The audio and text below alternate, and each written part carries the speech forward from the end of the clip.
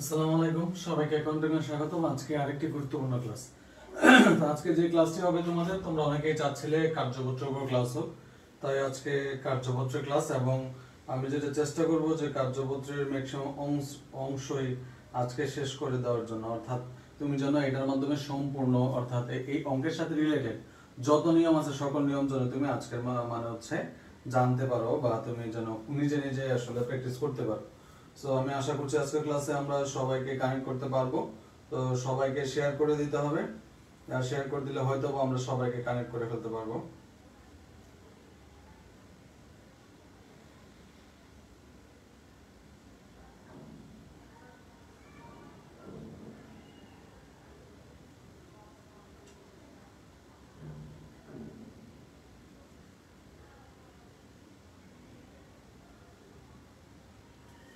আচ্ছা, তো যারা যুক্ত হয়েছে সবাইকে অ্যাকাউন্টিং এর স্বাগতম, এবং আমি আশা করছি তোমাদের মাধ্যমে আরো কিছু স্টুডেন্টকে আমরা যুক্ত করতে পারবো।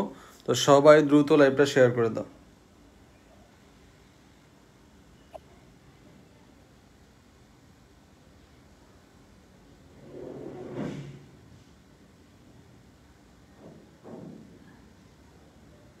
আচ্ছা, আর সবাই একটু ফাস্ট শেয়ার করি লাইভটা।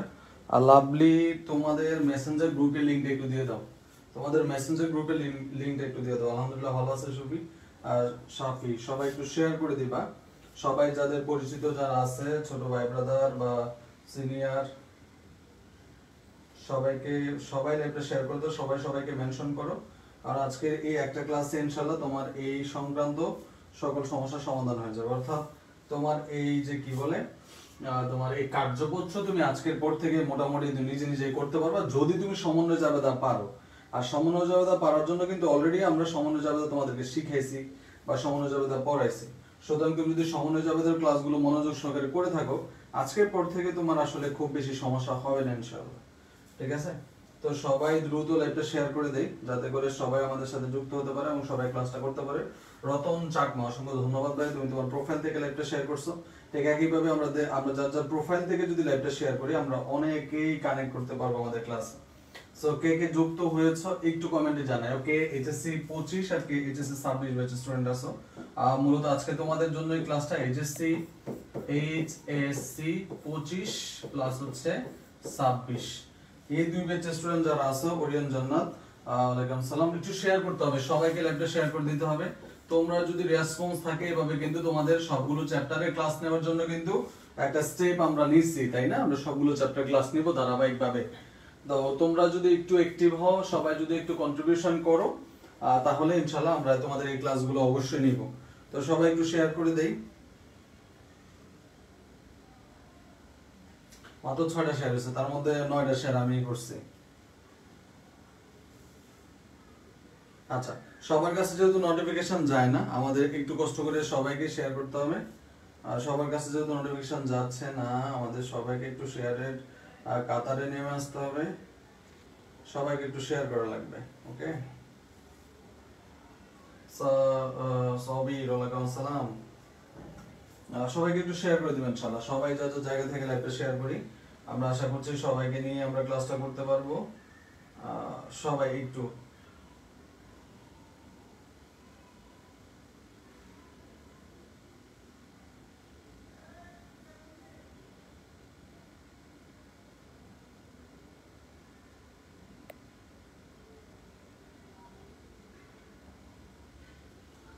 শহীদুল ইসলাম আলম ফয়সাল, আলহামদুলিল্লাহ ভালো আছি।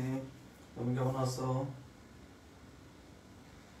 আচ্ছা, অনেককেই মেনশন করছো, অসংখ্য ধন্যবাদ। একটু সবাই যার যার প্রোফাইল থেকে লাইভটা শেয়ার করে দিও। হ্যাঁ, এই যে লাইভের উপর ক্লিক করলেই তুমি শেয়ার অপশন পাইবা, তখন ওখান থেকে তুমি শেয়ারটা করে দিতে পারো।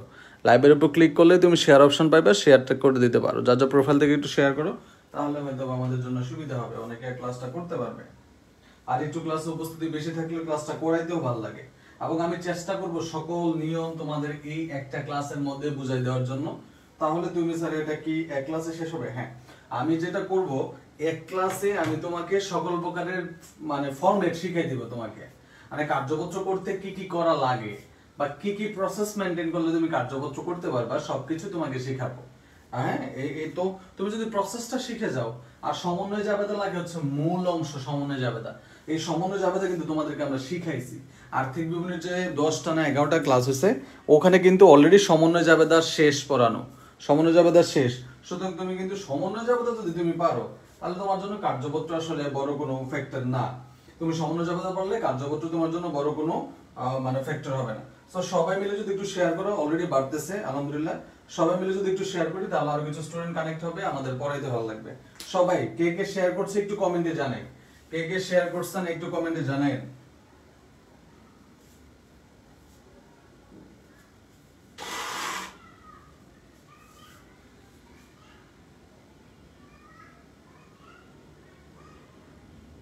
আচ্ছা, অনেকে আসতেছে। তো এই কার্যপত্র অনেকের সমস্যা, আবার একটা সমস্যা কি, এই কার্যপত্র করতে অনেক টাইম লাগে। কিন্তু আমি যেটা বলবো ভাইয়া, তুমি যদি আর্থিক বিবরণী করবাই, তোমাকে কিন্তু সমন্বয় জাবেদা শিখতেই হবে। যদি তুমি আর্থিক বিবরণী করবা, তোমাকে সমন্বয় জাবেদা শিখে আর্থিক বিবরণী করতে হবে। আমি তোমাকে বলবো প্রসেসটা জেনে রাখো, কার্যপত্রটা তুমি অপশনে রাখো। যদি অন্যগুলো দিয়ে তোমার হয়ে যায় 7টা সৃজনশীল অ্যান্সার করা, তাহলে কার্যপত্র অ্যান্সার করার প্রয়োজন নাই। বাট কার্যপত্র শিখে রাখলাম, প্রয়োজনে আমার কার্যপত্র কাজে লাগতেও পারে, কে বলে। কিন্তু প্রসেসটা খুবই ইজি, কার্যপত্রের প্রসেসটা খুবই ইজি। স্যার একটু তাড়াতাড়ি শুরু করেন। ইমাম হোসেন শেয়ার শুরু করবো, কিন্তু শেয়ার দেখো অল্প কিছু স্টুডেন্ট কিন্তু কানেক্ট হচ্ছে। আমরা তোমাদেরকে বলছি আমাদের প্রবলেমটা, যে আসলে নোটিফিকেশন যায় না সবার কাছে। তোমাদেরকে বলছি আমরা যখন কোনো পোস্ট শেয়ার করবে, ওগুলোতে তোমরা একটু কানেক্টেড থাকবা, একটু রিঅ্যাক্টিভ দিবা। তুমি যদি অ্যাক্টিভিটিসে না থাকো, তাহলে ফেসবুক তোমার কাছে আমার নোটিফিকেশনগুলো পৌঁছাবে না। তো আমরা কোনো পোস্ট করলে তোমরা রিঅ্যাকশন দাও না, তোমরা কোনো কমেন্ট করো না। তো এই জন্য কিন্তু তোমার কাছে আমাদের পোস্টের নোটিফিকেশন গুলো যায় না। ম্যাক্সিমাম স্টুডেন্ট কিন্তু এই সমস্যায় ভুগতেছো। তো আমি সবাইকে অনুরোধ করবো, আমরা যখন কোনো পোস্ট টোস্ট করি সেগুলোতে একটু কানেক্টেড থাকার চেষ্টা করি। এই যে শেয়ার হচ্ছে মাত্র 6টা। সাইফ হাসান, আচ্ছা আমি শেয়ার করছি আমাদের বিভিন্ন গ্রুপে, তাহলে তোমরা তো শেয়ার করছো না। তোমাদের জন্য পরিশ্রম করি, কিন্তু তোমাদের মানে হচ্ছে তোমাদের রিটার্ন জিরো। তোমরা কোনো কিছু এক্সচেঞ্জ করতে চাও না, তোমরা নিজেরা চাও যে সবকিছু আমরাই তোমাদের জন্য করি, তোমাদের কোনো কিছু করার প্রয়োজন নাই।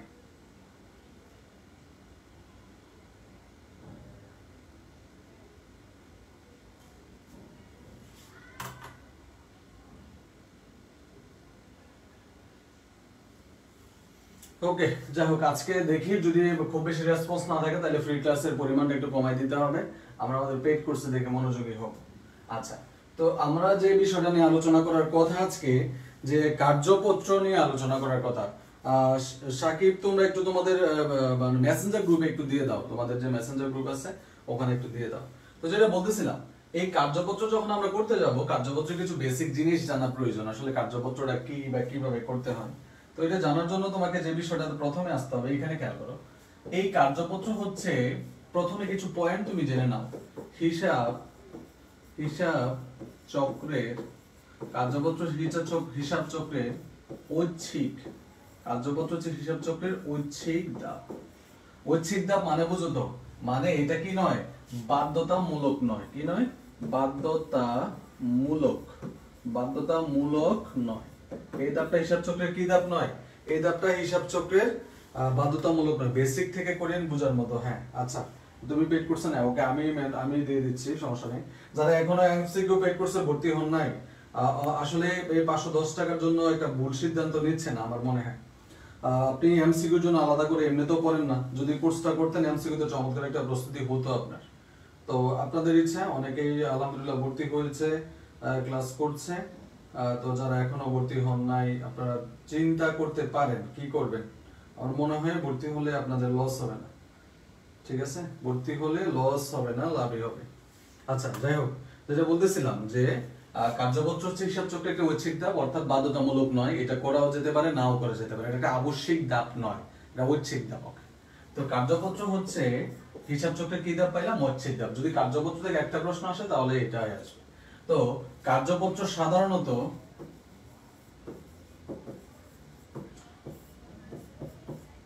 8 গড়া বিশিষ্ট হয়, কার্যপত্র 10 গড়া বিশিষ্ট হয়, কার্যপত্র 12 গড়া বিশিষ্ট হয়। কত গড়া বিশিষ্ট হয়?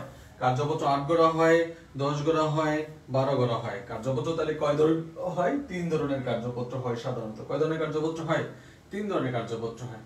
এবং এখানে আমরা সাধারণত 12 গড়া হইলে কি হবে, 12 গড়া কার্যপত্র হইলে কি কি জিনিস থাকবে, কি কি উইং থাকবে খেয়াল করতে হবে, কি কি উইং থাকবে।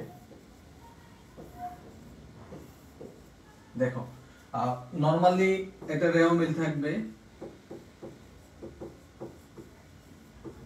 তারপরে দাবে হচ্ছে সমন্বয় করব, তারপরে দাবে হচ্ছে সমন্বিত রেওয়া মিল প্রস্তুত করব, সমন্বিত রেওয়া মিল প্রস্তুত করব, তারপরে দাবে হচ্ছে বিশদ আয় বিবরণী করব, বিশদ আয় বিবরণী করব, তারপর হচ্ছে আর্থিক অবস্থার বিবরণী করব, আর্থিক অবস্থার বিবরণী, আর্থিক অবস্থার বিবরণী করব, আরেকটা হচ্ছে সংরক্ষিত আয় বিবরণী, সংরক্ষিত আয় বিবরণ। ঠিক আছে, তাহলে যখন কার্যপত্রটা শেয়ার করার পর শেয়ারের পরিমাণ বাড়ে না কেন, ইন্টারে কমার্সে তো কঠিন, কমার্স কঠিন অনেক। ক্লাস আবার ফিরে আসলাম, ওকে থ্যাংক ইউ। তো সবাই মিলে ক্লাস করব, সবাই একটু শেয়ার করবে, ইনশাআল্লাহ দেখবা যে ক্লাস উপস্থিতি বাড়বে। সবাই একটু শেয়ার করে দেবো। আর আমাদের অ্যাকাউন্টিং এমসিকিউ পেইড কোর্সে ভর্তি চলে আছে, অ্যাকাউন্টিং এমসিকিউ বস, এমসিকিউ বস, অ্যাকাউন্টিং এমসিকিউ বস 2.0। এই ব্যাচের অলরেডি 5টা ক্লাস হয়েছে, টোটাল 36টা ক্লাস হবে। কেউ যদি এখনো ভর্তি হতে চাও 510 টাকা, আমাদের এই অ্যাকাউন্টিং এমসিকিউ ব্যাচের ভর্তি ফি হচ্ছে 510 টাকা। তোমরা চাইলে ভর্তি হয়ে নিতে পারো, এখনো ভর্তি হতে পারবে, সমস্যা নেই। আচ্ছা, যারা অলরেডি যুক্ত হয়েছে সবাই লাইভটা শেয়ার করে দিও। আর কথা বোঝার চেষ্টা করো কি বলতেছি। বললাম যে কার্যপত্র সাধারণত 8 গড়া বিশিষ্ট হয়, 10 গড়া হয়, 12 গড়া হয়। যদি 12 গড়া হয় তাহলে কয়টা সেগমেন্ট হবে দেখো। 1 নাম্বার হচ্ছে রেওয়া মিল করব, কি করব আমরা, রেওয়া মিল করব। 2 নাম্বার সেগমেন্টে থাকবে হচ্ছে সমন্বয়, 3 নাম্বার সেগমেন্টে থাকে হচ্ছে সমন্বিত রেওয়া মিল, 4 নাম্বার সেগমেন্টে থাকে হচ্ছে বিশদ আয় বিবরণী, 5 নাম্বার সেগমেন্টে থাকে হচ্ছে আর্থিক অবস্থার বিবরণী, 6 নাম্বার সেগমেন্টে থাকে হচ্ছে সংরক্ষিত আয় বিবরণী। তাহলে কয়টা কলাম পাইলাম দেখো তো, 6টা। কয়টা পাইলাম বলো তো ভাইয়া, কয়টা পাইলাম, 6টা। এই 6টার মধ্যে প্রত্যেকটার মধ্যে 2টা করে ঘর থাকে, তাহলে 6 দুগুণে কয় গড়া হইলো, 12 গড়া বিশিষ্ট হইলো। কয় গড়া বিশিষ্ট হইলো, 12 গড়া বিশিষ্ট। তাহলে 12 গড়া বিশিষ্ট কার্যপত্রে কয়টা কলাম থাকবে, মানে মূল কলাম থাকবে, রেওয়া মিলের একটা, সমন্বয়ের একটা, সমন্বিত রেওয়া মিলের একটা, বিশদ আয় বিবরণীর একটা, আর্থিক অবস্থার বিবরণীর একটা, সংরক্ষিত আয় বিবরণীর একটা। এখন তাহলে 10 গড়া বিশিষ্ট হইলে তো একটা কলাম কমে যাবে, 10 গড়া বিশিষ্ট হইলে কি হবে, একটা বাদ যাবে। অর্থাৎ 10 গড়া বিশিষ্ট কার্যপত্রে সংরক্ষিত, সংরক্ষিত আয় বিবরণী, 10 গড়া বিশিষ্ট কার্যপত্রে সংরক্ষিত আয় বিবরণীটা বাদ। ভালো করে খেয়াল করতে হবে এবং কথাগুলো বোঝার চেষ্টা করতে হবে। 12 গড়া বিশিষ্ট কার্যপত্রে 6টা সেগমেন্ট থাকবে এবং 10 গড়া বিশিষ্ট কার্যপত্রে 5টা সেগমেন্ট থাকবে। 5টা সেগমেন্টের মধ্যে কোন 5টা থাকবে, 1 2 3 4 5। অর্থাৎ 6 নাম্বার যে কাজটা ছিল সংরক্ষিত আয় বিবরণী, এইটা 10 গড়া বিশিষ্ট কার্যপত্রে থাকবে না, 10 গড়া বিশিষ্ট কার্যপত্রে থাকবে না। তাহলে 8 গড়া বিশিষ্ট কার্যপত্রে 2টা থাকবে না। অর্থাৎ এই মানে 2টা কোনটা কোনটা, এই যে 3 নাম্বার প্লাস 6 নাম্বার থাকবে না, 3 নাম্বার প্লাস 6 নাম্বার থাকবে না। অর্থাৎ 8 গড়া বিশিষ্ট কার্যপত্রে, 8 গড়া বিশিষ্ট কার্যপত্রে তুমি সমন্বিত রেওয়া মিল করবা না, আর হচ্ছে সংরক্ষিত আয় বিবরণী করবা না। তাহলে কি কি করবা, রেওয়া মিল করবা, সমন্বয় করবা, বিশদ আয় বিবরণী করবা, আর্থিক অবস্থার বিবরণী করবা। কথা কি বোঝা গেছে কিনা? তাহলে আমি আবার বলতেছি, কার্যপত্র হচ্ছে হিসাব চক্রের একটি ঐচ্ছিক ধাপ। কার্যপত্র সাধারণত 3 ধরনের হয়, 8 গড়া, 10 গড়া, 12 গড়া। 12 গড়া বিশিষ্ট কার্যপত্রে আমরা এরকম 6টা সেগমেন্টে করব, প্রত্যেকটা 2টা করে ঘর হবে। রেওয়া মিল, সমন্বয়, সমন্বিত রেওয়া মিল, বিশদ আয় বিবরণী, আর্থিক অবস্থা বিবরণী, সংরক্ষিত আয় বিবরণী। তাহলে 6টা, 6 দুগুণে 12টা ঘর। এখন 10 গড়া বিশিষ্ট কার্যপত্রে সংরক্ষিত আয় বিবরণী বাদ যাবে, তাহলে ঘর হবে কার কার, রেওয়া মিল, সমন্বয়, সমন্বিত রেওয়া মিল, বিশদ আয় বিবরণী, আর্থিক অবস্থার বিবরণী। তারপর হচ্ছে 8 গড়া বিশিষ্ট কার্যপত্রে আরো 2টা বাদ যাবে, টোটাল 4টা বাদ যাবে। তাহলে 8 গড়া থাকবে না, তো 4টার মধ্যে কি কি বাদ যাবে, সমন্বিত রেওয়া মিল বাদ যাবে আর সংরক্ষিত আয় বিবরণী বাদ যাবে। তাহলে 2টার গড় হবে কয়টা, 4টা। তাহলে 4টা বাদ গেল, 12টার মধ্যে থাকলো কয়টা, 8টা। তাহলে কোন 4টা থাকবে, রেওয়া মিল, সমন্বয়, বিশদ আয় বিবরণী, আর্থিক অবস্থা বিবরণী। আশা করি এই পর্যন্ত ক্লিয়ার, আশা করি এই পর্যন্ত ক্লিয়ার। সবাই কি ক্লিয়ার কিনা, এতটুকু বুঝতে পারছো কিনা সবাই একটু ঝটপট কমেন্টে জানাও, এতটুকু বুঝতে পারছো কিনা। ওকে, খালিদ আমি অ্যাড করে দিব, সমস্যা নেই। তো সবাই একটু লাইভটা শেয়ার করেন ভাই, আপনারা যদি শেয়ার না করেন তাহলে তো ক্লাস জমবে না, বুঝেন না কেন। আপনারা যদি এতটুকু রেসপন্স না করেন, এতটুকু কন্ট্রিবিউশন না করতে চান, তাহলে আপনাদের জন্য তো পরিশ্রম করে তো কোনো লাভ নাই। আপনারা যদি এইটুকু কন্ট্রিবিউশন না করতে চান, একটা শেয়ার না করেন, একটু অ্যাক্টিভ না থাকেন, একটু অ্যাক্টিভলি ক্লাস না করেন, তাহলে কীভাবে হবে? আমি চেষ্টা করি আপনাদের জন্য প্রতিদিন কিন্তু ক্লাস রাখার চেষ্টা করি, এবং সামনে কিন্তু আরো গুরুত্বপূর্ণ কিছু ক্লাস, কিছু রুটিন, কিছু এক্সাম আপনাদের জন্য কিন্তু আসন্ন। তো এই পর্যন্ত বোঝা গেছে কিনা? সবাই একটু রেসপন্স করেন। সীমা, সাইফ, জান্নাত, শরীফ হাসান, লাভলি, ক্লিয়ার। আচ্ছা, খালিদ আব্দুল্লাহ। এবং এই যে বিষয়গুলো এগুলা থেকে কিন্তু এমসিকিউ আসবে, এবং গুরুত্বপূর্ণ বিষয় হচ্ছে এই যে বিষয়গুলো আমি লিখলাম না, রেওয়া মিল, সমন্বয়, সমন্বিত মিল, বিশদ আয়বনী, আর্থিক অবস্থা বিবরণী, সমৃদ্ধ আয়বনী, এগুলাকে বলা হয় কার্যপত্রের উপাদান। এগুলোকে কি বলা হয়? কার্যপত্রের। এগুলোকে বলা হয় কার্যপত্রের উপাদান। এগুলোকে কি বলা হয়? কার্যপত্রের উপাদান বলা হয়। তাহলে কার্যপত্রের উপাদান আমরা কয়টা বিষয় জানি? 6টা বিষয় জানি। এগুলো হচ্ছে কার্যপত্রের উপাদান। এইভাবে পরীক্ষায় প্রশ্ন আসতে পারে। এমসিকিউতে এইভাবে প্রশ্ন আসবে যে কার্যপত্রের উপাদান কোনগুলো বা কার্যপত্রের উপাদান কি, এই টাইপের প্রশ্নগুলো তোমরা পেয়ে থাকবে। ওকে, আচ্ছা, তাহলে কার্যপত্রের উপাদান পেয়ে গেলাম আমরা এই পর্যন্ত। আশা করি যারা এই ক্লাসে আসছো একটু রেসপন্স করলে আসলে ক্লাসটা ভালো লাগবে। তো আশা করছি এই পর্যন্ত সবাই লিখছো এবং লিখে নিবা, সবাই লিখবা, তাহলে তোমার কাজগুলো করতে সুবিধা হবে, বুঝতে সুবিধা হবে পুরো প্রসেসটা। কার্যপত্রের পুরো প্রসেসটাই তোমাদের সাথে আজকে ডিসকাস করবো ইনশাআল্লাহ, এবং আমি আশা করছি ক্লাসের শেষে তুমি এটা খুব ভালো করেই করতে পারবা। তাহলে এই পর্যন্ত ক্লিয়ার আশা করছি। আমি মুছে দিলাম। আর যদি কেউ না লিখো তাহলে একটা স্ক্রিনশট নিয়ে রাখো। কেউ যদি না লিখো তাহলে একটা স্ক্রিনশট নিয়ে রাখো, আমি কিন্তু মুছে দিয়ে পরের টপিকে চলে যাচ্ছি। আশা করছি এই পর্যন্ত সবাই লিখে ফেলছো বা স্ক্রিনশট নিয়ে নিচ্ছো। ওকে, ডান। এবার আসো, কার্যপত্র করতে হইলে তোমার কি কি জিনিস করতে হবে আগে। কার্যপত্র করার শর্ত কি? কার্যপত্র করার শর্ত হচ্ছে, প্রথম এবং প্রধান শর্ত, সমন্বয় জাবেদা পারতে হবে। কি পারতে হবে? সমন্বয় জাবেদা পারতে হবে। এখন এই সমন্বয় জাবেদা তোমাকে আমি নতুন করে শিখাবো না, কারণ অলরেডি সমন্বয় জাবেদার 4টি ক্লাস হয়েছে। কয়টা ক্লাস? 4টা ক্লাসের উপরে হয়েছে। আমরা আর্থিক বিবরণী ক্লাস করাইছি। তাওয়ান্নালাইকুম আসসালাম। আমরা আর্থিক বিবরণী ক্লাস করেছি। ওই আর্থিক বিবরণীর ক্লাসে আমরা 4টা ক্লাসে তোমাকে শুধু সমন্বয় জাবেদা পড়াইছি।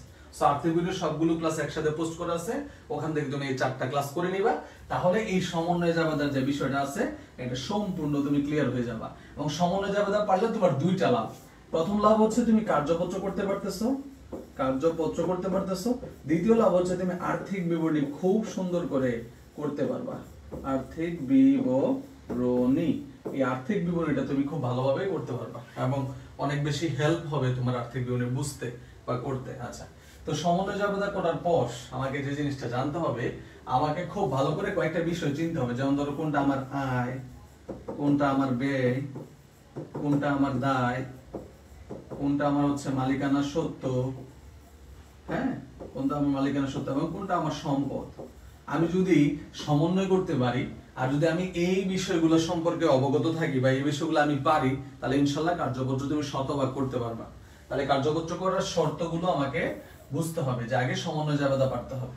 সমন্বয় জাবেদা পারলেই হবে না, আয় ব্যয়, দায়, মালিকানা সত্ত্ব, সম্পদ, এগুলো সম্পর্কে আমার খুব ভালো আইডিয়া থাকতে হবে।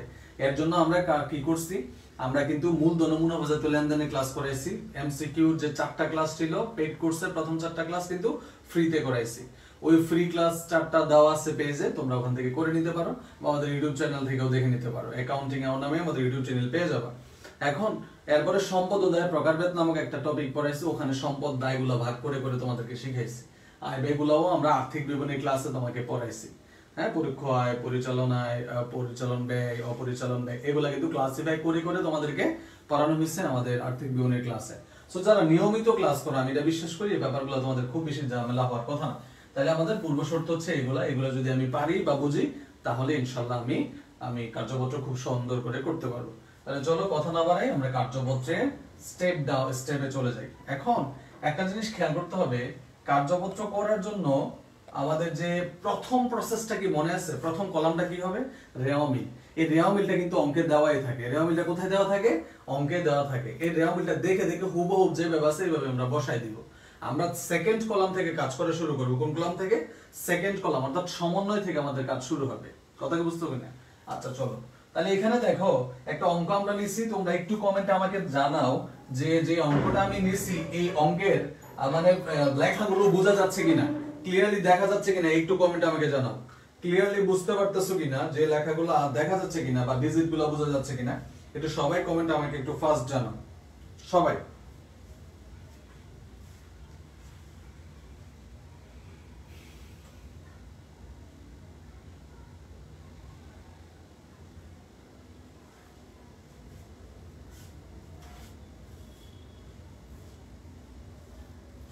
হ্যাঁ, একটু সবাই কাইন্ডলি প্লিজ একটু দেখো দেখা যায় কিনা, তাহলে সামনে থেকে মুভ করবো। হ্যাঁ, কারণ হচ্ছে ফর্মুলা বোঝা না গেলে আসলে পারা যায় না, বা তুমি অঙ্কটা বুঝতে পারবে না, যেহেতু তুমি লাইনগুলো না বুঝলে তুমি অঙ্ক কিভাবে করবা। আচ্ছা ওকে, আচ্ছা ও সামনে ইনশাআল্লাহ আমি তোমাদেরকে পূর্ণাঙ্গ রুটিন দিয়ে দিব। এই শুক্র শনিবারের মধ্যে তোমাদেরকে রুটিনটা প্রোভাইড করব, তোমাদেরকে অলরেডি জানাইছি। শুক্র শনিবারের মধ্যে তুমি পুরো কোর্স একেবারে অ্যাকাউন্টিং ফার্স্ট পার্টের সবগুলো ক্লাস রুটিন, সেকেন্ড পার্টের সবগুলো ক্লাসের রুটিন কিন্তু তুমি একসাথে পেয়ে যাবে। সুতরাং তুমি কিন্তু আগে থেকে জানতে পারবে কখন কোন ক্লাস হবে, এবং ঠিক রাত 9টায়। তাহলে তোমার নোটিফিকেশনের প্রয়োজন নাই, তুমি জাস্ট চলে আসবে ক্লাসে, ওই সময়টায় আমাদের পেজে থাকলেই তুমি ক্লাস পেয়ে যাচ্ছ। ঠিক আছে, সিগন্যাল প্রবলেম ঠিক হয়ে গেছে। এই আইফোন দিয়ে ক্লাস নিলে একটু ঝামেলা হয় মাঝে মাঝে। যাই হোক আসো, তো এখন আমরা যে কাজটা করব, আমরা এই কার্যপত্র যে জিনিসটা একটু খেয়াল করো, কার্যপত্রের কোশ্চেনের স্ট্রাকচারটা একটু দেখো। কোশ্চেনে কি হয়, একটা রেওয়া মিল থাকে। কার্যপত্রের কোশ্চেনে কি থাকে ভাইয়া? কার্যপত্রের কোশ্চেনে একটা রেওয়া মিল দেওয়া থাকে। এই যে দেখো, কার্যপত্রের কোশ্চেনে এটা কি থাকে, একটা রেওয়া মিল দেওয়া থাকে। এবং কোশ্চেনের নিচে এইখানে দেখো কিছু সমন্বয় দেওয়া থাকে। কথা বুঝতে পারছো কিনা? তাহলে এই ফরম্যাটটা কার মতো বলো তো ভাইয়া? এই ফরম্যাটটা কার মতো? এই ফরম্যাটটা হচ্ছে কার মতো? আর্থিক অবস্থার বিবরণীর মতো। কার মতো বলো তো? আর্থিক অবস্থার বিবরণীর মতো। ঠিক আছে, আর্থিক অবস্থার কিসের মতো? বিবরণীর মতো। ঠিক আছে, তো এই কার্যপত্রকে বলা হয়, আর্থিক বিবরণীর খসড়া। খুবই গুরুত্বপূর্ণ একটা প্রশ্ন লিখে রাখো। আর্থিক বিবরণীর খসড়া বলা হয়। কি বলা হয়? আর্থিক বিবরণীর খসড়া বলা হয়। অর্থাৎ কার্যপত্রকে খুব রুটিন দিলে খুব ভালো হয়। খালি হ্যাঁ, একটু গুছাইয়া পড়ানোর চেষ্টা করতেছি ইনশাআল্লাহ। আইসিটি সহ রুটিন পেয়ে যাবা। সবাই একটু নিয়মিত ক্লাস করলা, অ্যাক্টিভ থাকলে ইনশাআল্লাহ আরো ভালো কিছু তোমরা অ্যাকাউন্টিং থেকে পাবা। তুমি আগামী 4-5 মাসের রুটিন একসাথে পেয়ে যাচ্ছ। তুমি জানবা কখন কোনটার পরে কোন ক্লাস হবে। আর আমাদের ইউটিউব চ্যানেলে অবশ্যই সবাই অ্যাড হয়ে থাকবা, আমাদের ওখানে প্রচুর ক্লাস দেওয়া আছে। তাহলে আর্থিক বিবরণীকে বলা হয়, মানে কার্যপত্রকে বলা হয় আর্থিক বিবরণীর খসড়া। এটা খুবই গুরুত্বপূর্ণ একটা এমসিকিউ, এটা আশা করছি সবাই মনে রাখার চেষ্টা করবা। এবং সবাই কমেন্টে কিন্তু তোমার পরিচিত বন্ধু বান্ধবদেরকে মেনশন করতে পারো। আর তোমার প্রোফাইল থেকে, তোমার নিজের যে হচ্ছে প্রোফাইল, ওই প্রোফাইল থেকে যদি শেয়ার করো, তোমার বন্ধুরা কিন্তু ক্লাসটা দেখবে, তারা কিন্তু ক্লাসে যুক্ত হবে, তাই না? অনেক কিছু তো আমরা শেয়ার করি, একটা ক্লাস কেন শেয়ার করতে পারি না? আচ্ছা, তাহলে প্রথম কাজ হচ্ছে এই যে রেওয়া মিলটা দেখতে পাচ্ছ, এই রেওয়া মিলটা হুবহু কি করবো আমরা আমাদের কার্যপত্রের শীটে লিখে ফেলবো। রেওয়া মিলটা কি করব? হুবহু আমাদের কার্যপত্রের শীটে উঠাই ফেলবো। তবে তার পূর্বে আমাদের কি করা উচিত? তার পূর্বে আমাদের এই প্রত্যেকটা ইউনিট সমন্বয় জাবেদা করা উচিত। কি করা উচিত? সমন্বয় করা উচিত। কি করা উচিত? সমন্বয় জাবেদা। আমি আগে বলছি, সমন্বয় জাবেদা না পারলে তুমি কার্যপত্র করতে পারবা না। তাহলে চলো আমরা সমন্বয় জাবেদাগুলো করি। কি করি আমরা? সমন্বয় জাবেদাগুলো করার চেষ্টা করি। সমন্বয় জাবেদা, ঠিক আছে? তাহলে প্রথমে আমরা 1 নম্বর সমন্বয় জাবেদাটা একটু করার চেষ্টা করি। কি বলা আছে খেয়াল করো। এরকম করে যদি তুমি প্র্যাকটিস করতে থাকো, সমন্বয় জাবেদাগুলো তোমার কি হবে? তোমার জন্য খুব ইজি হবে। খেয়াল করে বলছে, অনুপার্জিত সেবা আয়ের 10,000 টাকা সেবা আয়ের মধ্যে অন্তর্ভুক্ত আছে। ভালো করে একটু খেয়াল করার চেষ্টা করতে হবে। কি বলছে? যে অনুপার্জিত সেবা আয় 10,000 টাকা বলে কার মধ্যে অন্তর্ভুক্ত আছে? সেবা আয়ের মধ্যে অন্তর্ভুক্ত আছে। তাহলে একটা জিনিস খেয়াল করো তো ভাইয়া, সেবা আয়ের মধ্যে এই 10,000 টাকা যাওয়ার কথা ছিল না, কিন্তু বলে এটা সেবা আয়ের মধ্যে অন্তর্ভুক্ত হয়ে গেছে। ভুলে সেবার মধ্যে কি হয়ে গেছে?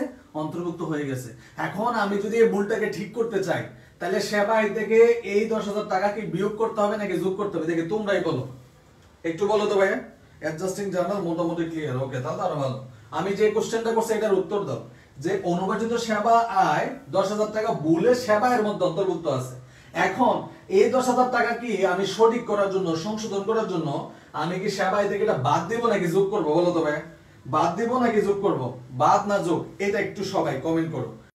রেসপন্স করে বিয়োগ করতে হবে, ওকে। ইমতিয়াজ বলছো বিয়োগ করতে হবে। আচ্ছা, সাকিব বলছো বিয়োগ করতে হবে। Very good. আর বাকিরা কি বুঝতেছি না, না বুঝলে তো তোমার দিয়ে অঙ্ক হবে না, তোমাকে বুঝতে হবে, মানে বুঝা বিকল্প কোনো কিছু নাই। হ্যাঁ, লাবণী একটা তৃষা বিয়োগ করতে হবে। দেখছো কয়েকজন আজকে কিন্তু বেশ কিছু স্টুডেন্ট নতুন ক্লাস করছে, পুরাতনরা আবার আজকে ক্লাসে নাই, সব নতুন স্টুডেন্টরা ক্লাস করতেছে।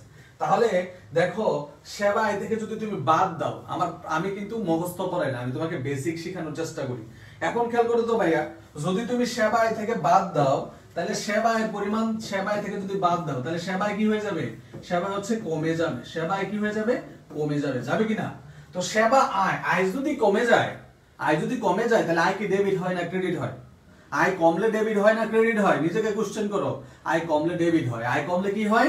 ডেবিট হয়। আয় কমলে কি হয়? ডেবিট হয়। তাহলে আমাদের 1 নাম্বার সমন্বয় জাবেদা কি হবে? 1 নাম্বার সমন্বয় জাবেদা হবে, যেহেতু আয় কমে যাচ্ছে তাই আয়টা ডেবিট হবে, তাই সেবা এটা কি হয়ে যাবে? সেবা আয় হয়ে যাবে ডেবিট। সেবা এটা কি হয়ে যাবে? সেবা এটা ডেবিট। এবং এই জাবেদা কিন্তু তুমি রিপিট পাইবা, বারবার এই জাবেদাগুলো আসবে, তাহলে একবার শিখলে বারবার কমন পাওয়া যাবে। তাহলে যেহেতু সেবা আয় থেকে বাদ দিব, তাহলে সেবার পরিমাণ কমবে, অর্থাৎ আয় কমতেছে, আর আয় কমলে ডেবিট হয়। আয় কমলে কি হয় ভাইয়া? আয় কমলে ডেবিট হয়। তাই আমরা সেবায় কি করে দিলাম? ডেবিট। এবং এই সেবা আয় থেকে বাদ দেওয়ার পর এই অনুপার্জিত সেবার সাথে কিন্তু আমরা কি করব?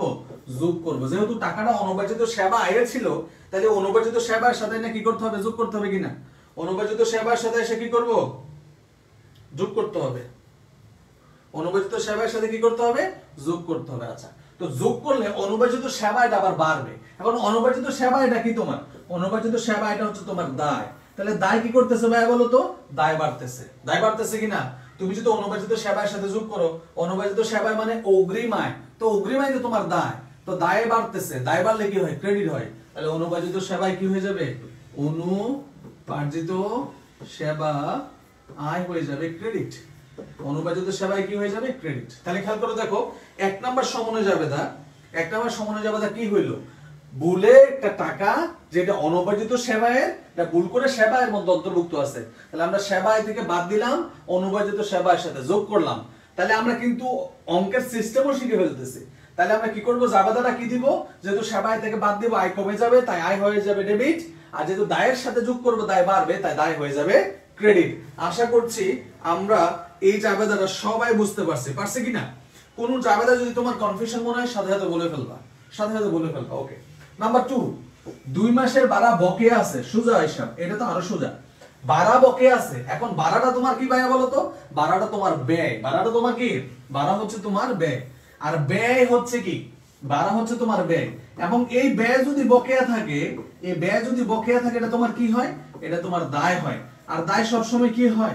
দায় সবসময় ক্রেডিট হয়। তাহলে ভাড়া বকেয়া মানে কি? বকেয়া ভাড়াটা আমার দায়, তাই বকেয়া ভাড়াটা কি করতে হবে? বকেয়া ভাড়াটা আমার ক্রেডিট করে দিতে হবে, যেহেতু আমার দায়। বকেয়া ভাড়াটা যেহেতু আমার দায়, এটাকে কি করে দিবা? এটাকে ক্রেডিট করে দিবা। বকেয়া ভাড়াটা যেহেতু দায়, এটাকে কি করে দিবা? ক্রেডিট করে দিবা। আর বকেয়া বাদ দিলে শুধু কি থাকে? ভাড়া। তাহলে ভাড়াটা করে দিবা ডেবিট, ভাড়া হিসাব করে দিবা ডেবিট। তাহলে বকেয়া ভাড়া তোমার হচ্ছে কি? বকেয়া ভাড়া হচ্ছে তোমার কি বলো? দায়, তাই দায় ক্রেডিট, আর বকেয়াটা বাদ দিয়ে ভাড়াটা করে দিলাম ডেবিট। আর টাকা বসাইতে পারো। প্রথম জাবেদার টাকা হবে 10,000। প্রথম জাবেদার টাকা হবে কত হাজার? প্রথম জাবেদার টাকা হবে 10,000। কিন্তু দ্বিতীয় জাবেদার টাকা বসাবা কত? দ্বিতীয় জাবেদায় কত টাকা বসবে ভাই বলো তো? খেয়াল করতে হবে তোমাকে। এগুলো আর্থিক বিবরণী ক্লাসে তোমাদেরকে শিখাইছি। আমরা সাধারণত জানি যে 1 বছর ইকুয়ালস টু কত মাস? 1 বছর ইকুয়ালস টু 12 মাস। 1 বছর ইকুয়ালস টু কত মাস ভাই বলো তো? 1 বছর সাধারণত কয় মাসে হয়? 12 মাসে হয়। তো এখানে দেখো 31 ডিসেম্বর 2017 সালের 31 ডিসেম্বর, তার মানে অঙ্কটাও কত দিনের জন্য? 1 বছরের জন্য। অঙ্কটা কত দিনের জন্য? 1 বছরের জন্য, তার মানে 12 মাসের জন্য। এখন এই 12 মাসের মধ্যে ভালো করে বোঝার চেষ্টা করো, এই 12 মাসের মধ্যে তোমার ভাড়া বকে আছে কয় মাসের? 2 মাসের। এই অঙ্কটা 1 বছর কিভাবে বুঝলাম? কারণ এখানে দেখো 2017 সালে 31 ডিসেম্বর, পুরা বছর। তাহলে পুরা বছর মানে 12 মাস। তো 12 মাসের মধ্যে 2 মাসের যদি বকেয়া থাকে, তাহলে 2 মাস যদি হয় বকেয়া, তাহলে তুমি প্রদত্ত অর্থাৎ পরিশোধ করে দিছো কয় মাস? বলো, কমেন্টে বলো, পরিশোধ কয় মাস? পরিশোধ কয় মাসের হয়েছে? দ্রুত কমেন্টে জানতে চাই। টোটাল 12 মাসের মধ্যে তোমার যদি পরিশোধ করতে হয়, 12 মাসের মধ্যে যদি তুমি 2 মাসের বকেয়া থাকে, তাহলে তোমার পরিশোধ করা হয়েছে কয় মাসের? বলো, পরিশোধ করা হয়েছে সাইড বলছো 10 মাস। ইমতিয়াজ, তাজওয়ার, খালেদ, জান্নাত, তামান্না, এই যে একটু রেসপন্স করলে আমার বুঝতে সুবিধা হচ্ছে। আশিকুর, লাভলি, সাদিয়া 10 মাস, সীমা বলছে 10 মাস, সাকিব বলছে 10 মাস, ভেরি গুড। এগুলো বুঝতে হবে। তাহলে 10 মাস পরিশোধ হয়ে গেছে, 10 মাস কি হয়ে গেছে, পরিশোধ হয়ে গেছে। মনে রাখবা রেও মিলে যে টাকাটা দেওয়া থাকে সেই টাকাটা হচ্ছে পরিশোধিত। কত? এই যে ভাড়া দেওয়া আছে 40,000 টাকা, এই ভাড়াটা হচ্ছে পরিশোধিত। কত? এটা হচ্ছে পরিশোধিত। তাহলে পরিশোধিত কয় মাস? 10 মাস। মানে রেও মিলে যেটা দেওয়া থাকে এটা হচ্ছে পরিশোধিত, অর্থাৎ যেটা দেওয়া হয়ে গেছে। তাহলে এই যে 40,000 টাকা এখানে দেওয়া আছে, এই 40,000 টাকা হচ্ছে 10 মাসের টাকা। কয় মাসের টাকা? 10 মাসের টাকা। 40,000 টাকা কয় মাসের? 10 মাসের। এখন তাহলে আমার লাগবে কয় মাসের? 2 মাসের। কয় মাসের লাগবে? 2 মাসের। তো এই 2 মাসের ভাড়া বের করার জন্য আমাকে কি করতে হবে? এই জায়গাটায় আমরা দেখাই দিই, এই যে ফাঁকা জায়গাটার মধ্যে এই যে 40,000 টাকা, এই 40,000 টাকাকে ভাগ করতে হবে কত দ্বারা? 10 দ্বারা। কত দ্বারা? 10 দ্বারা। কেন 10 দ্বারা ভাগ করব? কারণ এই 40,000 টাকা হচ্ছে 10 মাসের। এই 40,000 টাকা কয় মাসের? 10 মাসের। আব্দুর রহমান, ওয়ালাইকুম আসসালাম। হ্যাঁ, অনেকদিন পর ক্লাসে স্বাগতম তোমাকে। তাহলে 10 মাস, যেহেতু 10 মাস দ্বারা ভাগ করব, আর গুণ করব কয় মাস দ্বারা? 2 মাস দ্বারা, যেহেতু 2 মাসের বকে আছে। তাহলে আমরা কত পাবো বলো তো? 4 দুগুণে 8,000 টাকা। কত হাজার টাকা? 8,000 টাকা। তাহলে আমাদের টাকা বসবে কত হাজার ভাই বলো তো? 8,000। দেখো তো ভাইয়া 2 নাম্বার জাবেদার কাবজাব বুঝতে পারলা কিনা? স্যার আমার নাম মিথিলা। আচ্ছা লাভলি, তোমার নাম মিথিলা, তোমার আম্মার আইডি দিয়ে চালাও, মনে পড়ছে। বলো তো ভাইয়া বুঝতে পারছো কিনা? 2 নাম্বার জাবেদার ঝামেলা বুঝতে পারছো কিনা? 2 নাম্বার জাবেদার ঝামেলা বুঝতে পারছো কিনা? দেখো এইভাবে শিখলে তুমি বেশি না 4-5টা অঙ্ক করলে দেখবে যে পুরো কার্যক্ষেত্রের সমন্বয় জাবেদা সব তুমি পারো। তুমি এভাবে জাস্ট কয়েকটা অঙ্ক যদি প্র্যাকটিস করো, দেখবা যে সকল প্রকারের কার্যপত্র, অর্থাৎ কার্যপত্র রিলেটেড যত সমন্বয় আছে তুমি সবগুলো পারতেছো। ক্লিয়ার কিনা ভাইয়া বলো দ্রুত?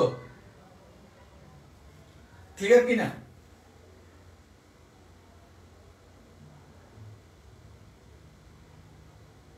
Crystal clear.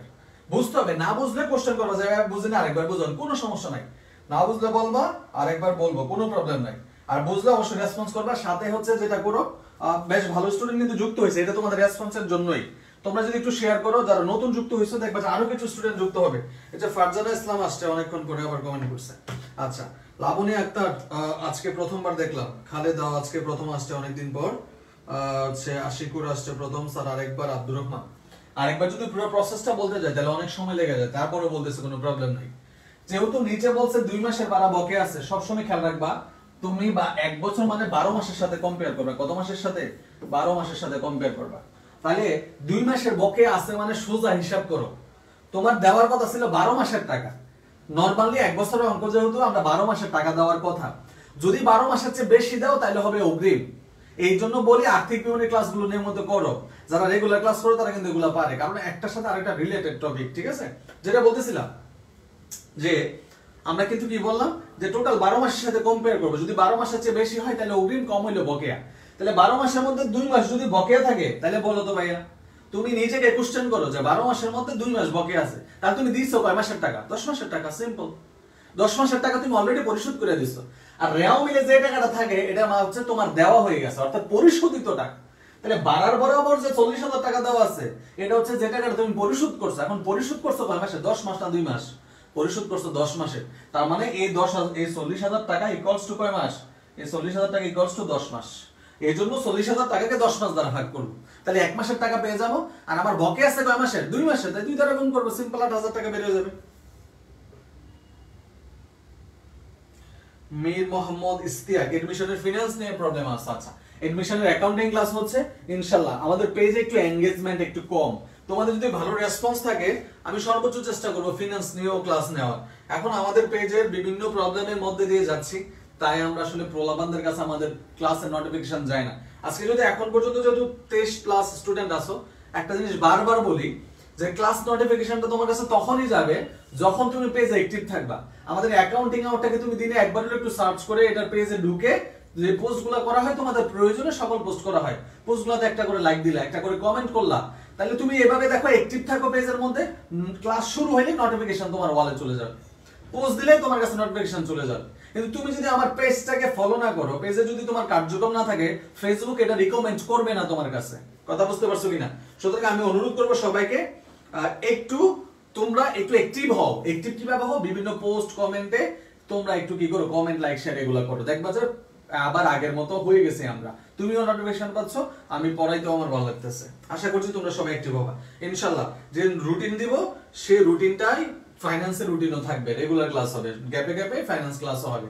সো আমরা নতুন করে কোনো পোস্ট করলে, কোনো আমরা মানে হচ্ছে লাইভ করলে, যাই হোক না কেন, এগুলাতে একটু অ্যাক্টিভ থাকলে তুমি দেখবা যে নোটিফিকেশন তুমি প্রপারলি পাচ্ছ। এটা ফেসবুকে নিয়ম। যাই হোক, তাহলে আমরা আশা করছি 2 নম্বর জাবেদা সবার ক্লিয়ার। নাম্বার 3, ওকে, 3 নম্বর জাবেদা আর একটু কঠিন একটা জাবেদা, খুবই গুরুত্বপূর্ণ, এবং এই জাবেদাটা কমন পাইবাই তুমি, কার্যকর্য করবা তুমি এই জাবেদাটা কমন পাইবাই, ঠিক আছে? যে সমস্যাগুলো নিছে এগুলো সব সময় থাকে, এই জন্য এই অঙ্কটা নিছি। খেয়াল করে বলছে কি, বলছে 2018 সালে 31 মার্চ পর্যন্ত 1 বছরের জন্য অগ্রিম বীমা প্রদত্ত হয়েছে। অঙ্কটা কত সালের বলো তো? 2017 সালের। অঙ্কটা কত সালের? 2017 সালের। কিন্তু তোমার বীমা প্রিমিয়ামের যে টাকাটা, এটা তো 1 বছরের জন্য দেওয়া আছে, এটা কোনো সন্দেহ নাই। তাহলে অঙ্কের মধ্যে একটা অগ্রিম বীমা আছে, আমরা খুঁজে বের করব। এই যে অগ্রিম বীমার টাকাটা আছে না, এই অগ্রিম বীমার টাকাটা কত দিনের জন্য বলো? এই অগ্রিম বীমার টাকাটা হচ্ছে 1 বছরের জন্য। কেমনে বুঝলাম? কারণ আমাদের সমন্বয়ের মধ্যে বলে দিছে যে 2018 সালের 31 ডিসেম্বর পর্যন্ত, মার্চ পর্যন্ত 1 বছরের জন্য অগ্রিম বীমা প্রদান করেছে। তাহলে আমি যখনই বীমা প্রিমিয়ামের টাকাটা দিছিলাম, নোটিফিকেশন পাও নাই, কারণ কি? ওই যে তোমরা অ্যাক্টিভিটিসটা নাই।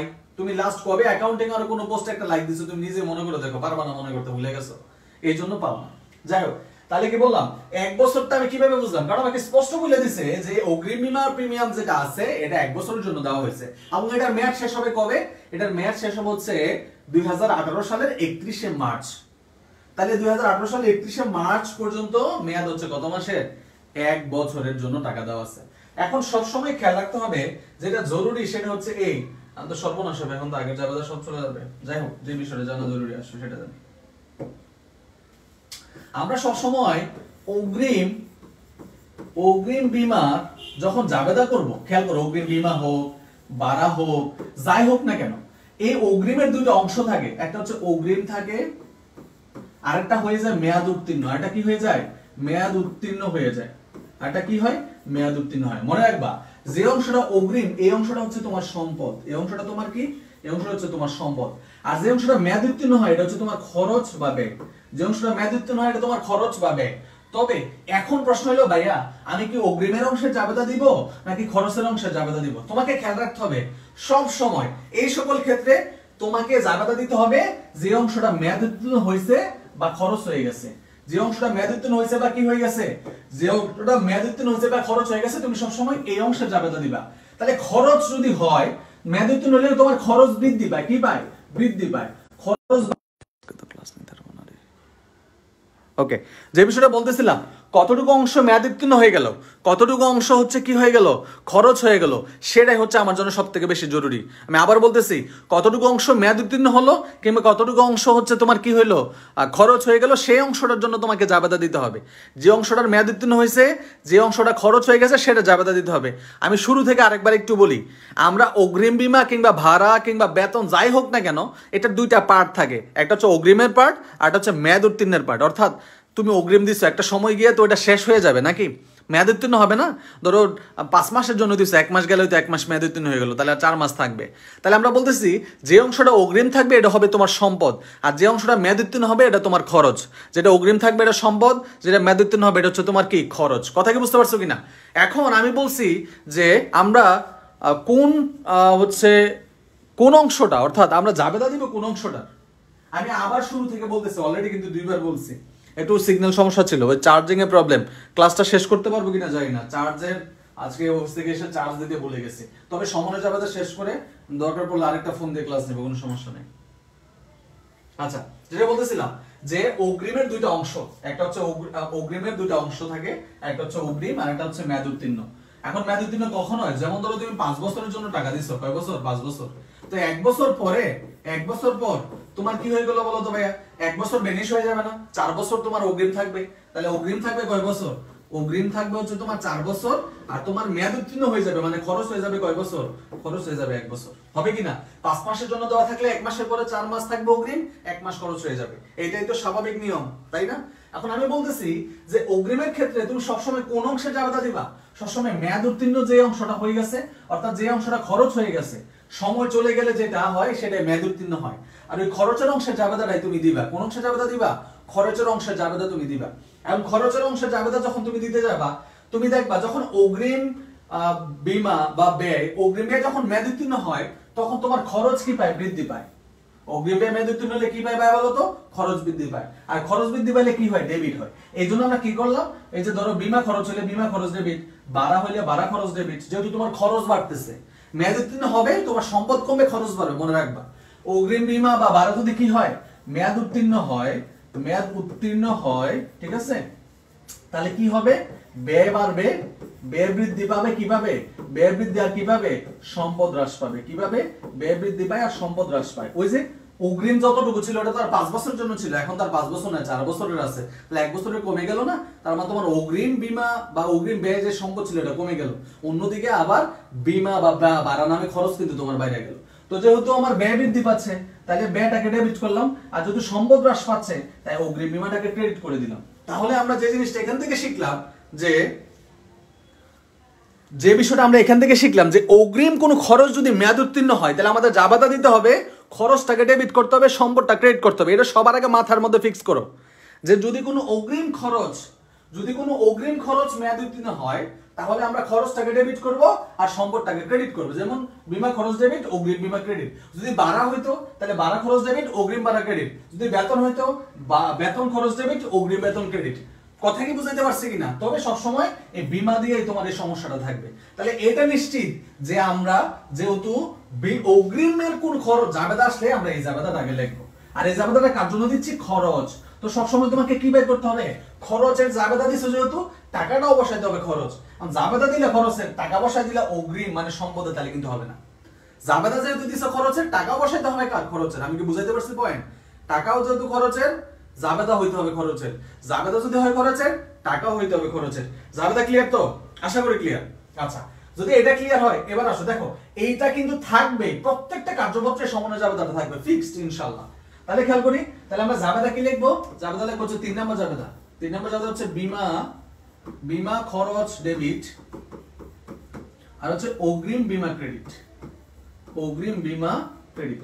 এখন তাই প্রশ্নে অগ্রিম বীমা দেওয়া আছে 36,000 টাকা। কত হাজার টাকা? এই 36,000 টাকা দেওয়া আছে। এখন আমরা জানি যে এই অগ্রিম বীমাটা কত দিনের জন্য দেওয়া ছিল? 1 বছরের জন্য। কত দিনের জন্য? 1 বছর। তাহলে 1 বছর মানে কত মাস ভাইয়া বলেন? 1 বছর মানে হচ্ছে 12 মাস। কত মাস? 12 মাস। ক্লিয়ার কিনা? এখন আসে, 1 বছর মানে হচ্ছে 12 মাস, অর্থাৎ এই 36,000 টাকা 12 মাসের জন্য দেওয়া। এখন আমাকে খুঁজে বের করতে হবে এই অগ্রিম বীমার মধ্যে, এই অগ্রিম বীমার কতটুকু অংশ আমার কি হয়ে গেল? কতটুকু অংশ আমার হচ্ছে অগ্রিম থেকে গেল, আর কতটুকু অংশ আমার কি হয়ে গেল? খরচ হয়ে গেল।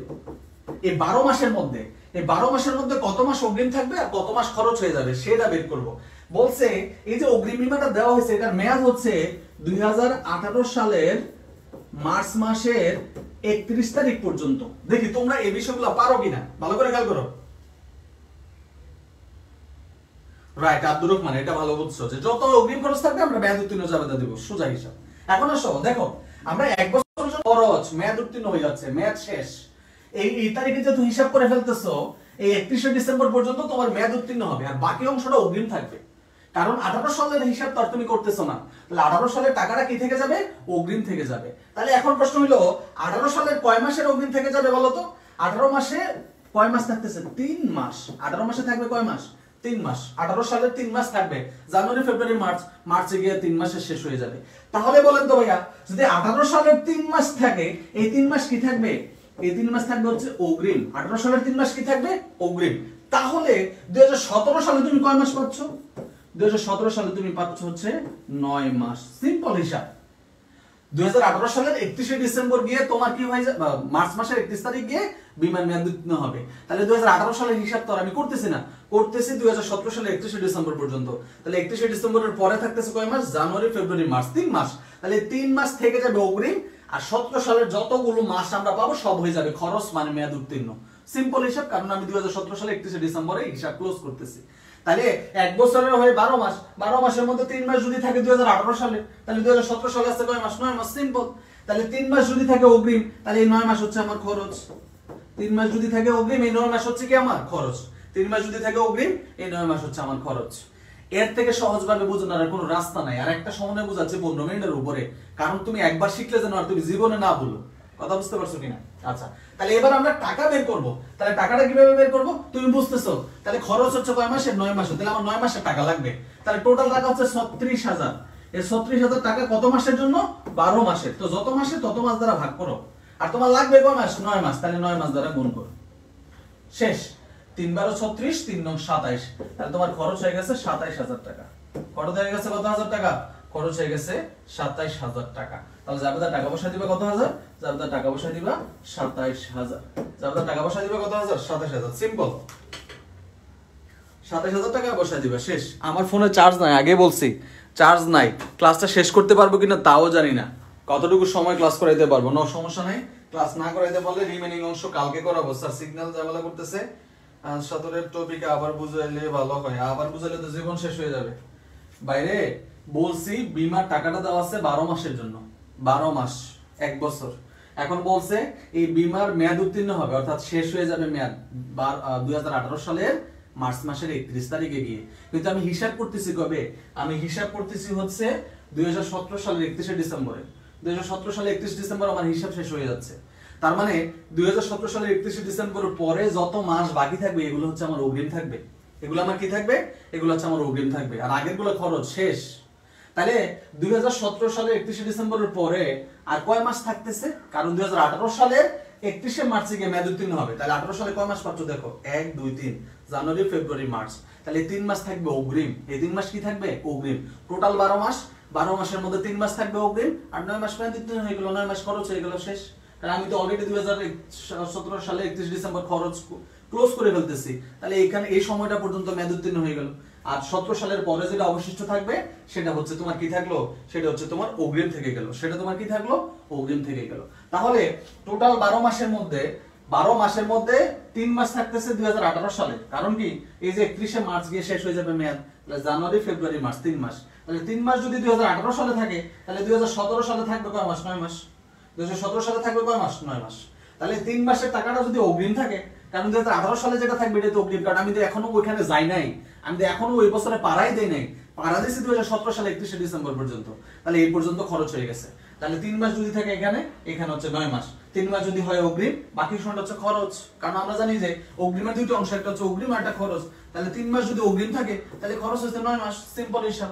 3 মাস অগ্রিম থাকলে 9 মাস খরচ। তাহলে এই 36,000 টাকা আমরা জানি 12 মাসের টাকা, কারণ 1 বছরে 12 মাস। তাহলে 12 দ্বারা ভাগ করতে হবে। আর আমার জাবেদা যেহেতু দিছি খরচের, তাহলে টাকাও বসাইতে হবে খরচে। তাহলে খরচ হয়েছে কয় মাস? 9 মাস। এই জন্য 9 দ্বারা কি করছি? গুণ করছি। তাহলে আনসার 27,000, টাকা বসা দিয়েছি 27,000।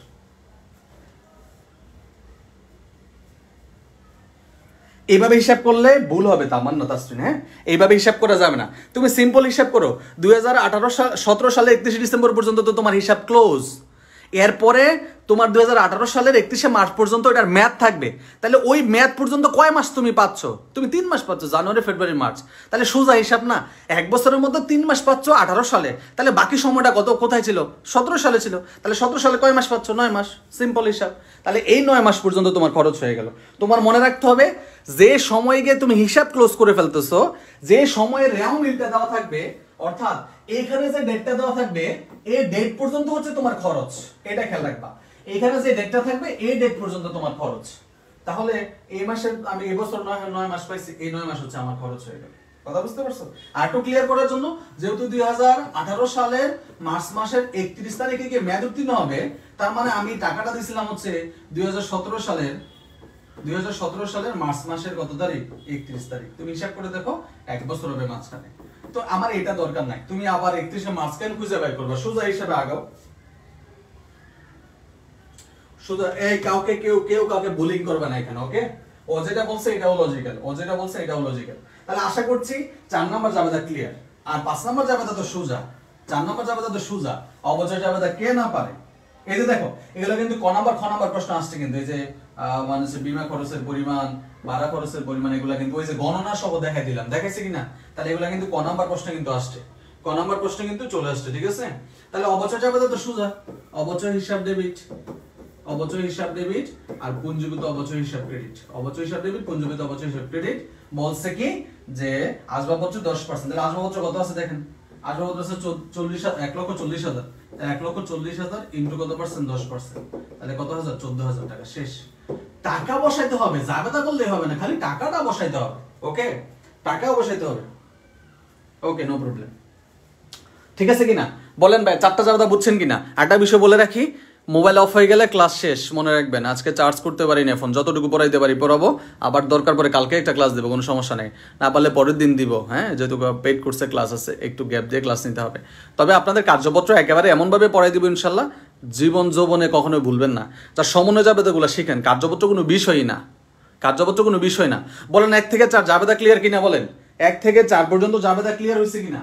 আর সবসময় খেয়াল রাখবেন, এই বকেয়া আর অগ্রিম, এই দুইটা জাবেদা আপনি সবসময় কমন পাবেন, এই আসবাবপত্রের সমন্বয়টা কমন পাবেন। অর্থাৎ একটা অঙ্কে আমি 4টা জাবেদা শিখাইলাম, 4টার মধ্যে আপনি কমপক্ষে 2টা জাবেদা সবসময় কমন পাবেন, কমপক্ষে 2টা জাবেদা সবসময় কমন পাবেন ইনশাআল্লাহ। আর এই ক্লাস তো থাকবে, রেকর্ড তো আছেই, আপনি দেখবেন, বারবার দেখবেন, সমস্যা নাই, বারবার দেখবেন, টেনশনের কোনো কারণ নাই।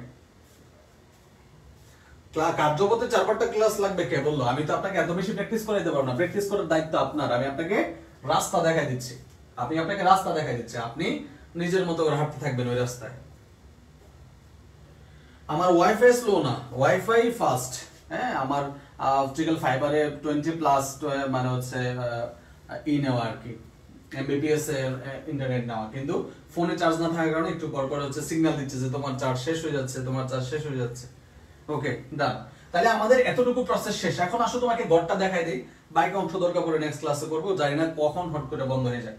তাহলে এখন কার্যপত্রের গড়টা তোমাকে আসো দেখাই। এই যে এটা হচ্ছে একটা কার্যপত্রের গড়ের ফরম্যাট। তো গড়ের ফরম্যাটটা তোমাকে যদি একটু খেয়াল করি কিভাবে তুমি করবা, এইভাবে দেখো। প্রথমে তুমি কি করবা, প্রথমে কার্যপত্রের যে গড়টা দেখতে পাচ্ছ, তুমি প্রথমে যে কাজটা করবা, আর তুমি হচ্ছে মানে হচ্ছে মোটা করে একটা গড় কাটবা, প্রথম লাইনটা মোটা করে কাটবা। কাইটা তুমি এই পাশে লিখবা হচ্ছে ক্রমিক নম্বর, কি লিখবা? ক্রমিক নং লিখবা। কি লিখবা? ক্রমিক নং। প্রথমে এই পাশে ছোট্ট করে একটা চিকন করে দিবা, তারপরে দিবা হচ্ছে বিবরণ, তারপর কি দিবা? বিবরণ। তারপরে বাকি অংশ যেটা থাকবে এটাকে 5টা ভাগে ভাগ করবা। কয় ভাগে ভাগ করবা? 5 ভাগে। 1 2 3 4 5। খাতাটা লম্বা করে নিবা, লম্বা, হ্যাঁ, লম্বা করে নিবা। তো লম্বা করে নিয়ে প্রথমে ছোট একটা করে দিবা কি? ক্রমিক নং, তারপরে দিবা বিবরণ। জাস্ট একটা হিসাব লেখা যায় এমন।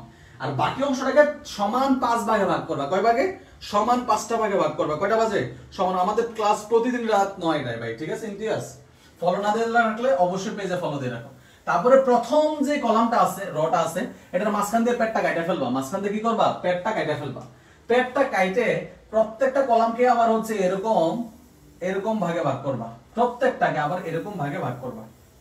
প্রত্যেকটা কলামকে কি করবা? এরকম করে ভাগ করবা।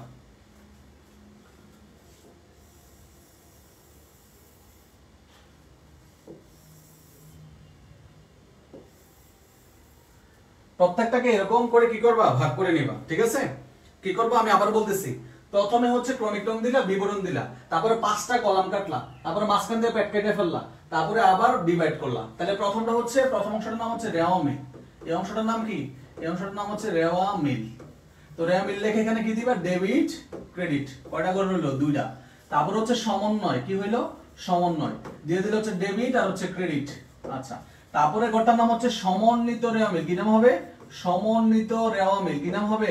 সমন্বিত রেওয়া মিল। তারপরে আবার দিবে হচ্ছে ডেবিট আর ক্রেডিট। সমন্বিত রেওয়া মিল দিয়ে কি দিলা? ডেবিট আর ক্রেডিট। ওকে। তারপরে গড়টার নাম হচ্ছে বিশদ আয় বিবরণী। কি নাম? বিশদ আয় বিবরণী। বিশদ আয় বিবরণী। ঠিক আছে? তারপর এটা আবার ডেবিট ক্রেডিট। তারপরে নামটা হচ্ছে আর্থিক অবস্থার বিবরণী। কি নাম? আর্থিক অবস্থার বিবরণী। আর্থিক অবস্থার বিবরণী। ঠিক আছে? এটাতে দিলা ডেবিট আর ক্রেডিট। তাহলে আমি আবার বলে দিচ্ছি কি কি লিখলাম আমরা। গড়টাকে শেষ করো। গড়টা কিভাবে শেষ করলাম? প্রথমে আমরা ক্রমিক নংয়ের গড় দিলাম, তারপরে বিবরণের গড় করলাম, তারপরে হচ্ছে 1 2 3 4 5 5টা কলামে ভাগ করবা। করে উপরের যে মোটা কলামটা দিবে এটার মাঝখান দিয়ে ভাগ করবা। মোটা কলামটা কি করবা? মাঝখান দিয়ে ভাগ করবা। করে আবার প্রত্যেকটাকে 2টা ভাগে ভাগ করবা। প্রত্যেকটাকে 2টা ভাগে ভাগ করবা। করার পরে উপরে যে রেওয়া মিল লেখা ভাগ করছো ডেবিট ক্রেডিট, সমন্বয় লেখা ভাগ করছো ডেবিট ক্রেডিট, সমন্বিত রেওয়া মিল লেখা ভাগ করছো ডেবিট ক্রেডিট, বিশদ আয় বিবরণী লেখা ভাগ করছো ডেবিট ক্রেডিট, আর্থিক অবস্থার বিবরণী লেখা ভাগ করছো ডেবিট ক্রেডিট। কথা বুঝা গেছে কিনা? কথা বুঝতে পারছো কিনা? আবার বলতেছি, রেওয়া মিল, সমন্বয়, সমন্বিত রেওয়া মিল, বিশদ আয় বিবরণী, আর্থিক অবস্থার বিবরণী, রেওয়া মিল, সমন্বয়, সমন্বিত রেওয়া মিল, বিশদ আয় বিবরণী, আর্থিক অবস্থার বিবরণী। এই হচ্ছে কি আমাদের টোটাল 10টা কলাম। দুইটা করে এরকম করে 10টা। সবাই কি গড়টা বানাইছে কিনা?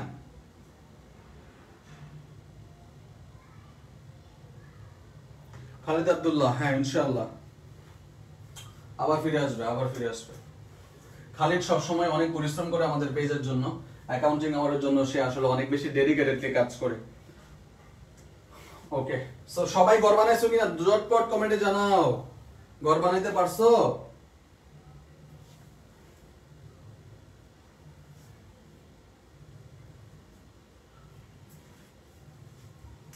ঘর বানানো হয়েছে কিনা? যে কোনো সময় ফোন অফ হয়ে যাবে রে মোনা, তাড়াতাড়ি কর।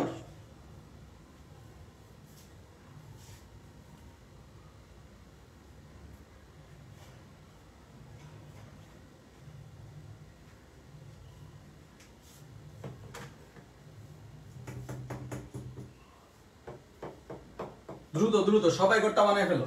এবং ঘর বানানোর পরে যেটা খেয়াল করবা, এই যে রেওয়া মিলের যে ঘরটা, এটা কিন্তু অঙ্কে দেওয়া আছে, এটা রেওয়া মিলটা অঙ্কে দেওয়া আছে, জাস্ট অঙ্কটা আমরা রেওয়া মিল থেকে এই যে পিক করবো। এই যে দেখো, হায় হায় সর্বনাশ, সব চলে গেল। আচ্ছা, সবাই লিখছো কিনা? এখানে একটু ছোট্ট ভুল হয়ে গেছে, আমাকে গুছাইতে। এই যে প্রশ্নের মধ্যে দেওয়া ছিল মূলধন, সেবায়, আসবাবপত্র, নগদ, অগ্রিম, বীমা, ভাড়া, পঞ্জীবিত অবচয়, এগুলো হুবহু যেভাবে আছে এইভাবে আমরা লিখে নিব। একটু রিঅ্যাক্ট দেন ফ্রেন্ড রিকোয়েস্ট পাঠাই। আচ্ছা, তো আমরা কি করব, হুবহু যেভাবে আছে এইভাবে নিয়ে যাব। মূলধন, সেবায়, আসবাবপত্র, দেখো মূলধন, সেবায়, আসবাবপত্র আমার এখানে যেহেতু চলে গেছে তারা, আমি তো আসলে একটা বিপদে পড়ে গেলাম। রেওয়া মিলটা উঠানোর আগ পর্যন্ত তো কাজটা করতে পারবো না আসলে।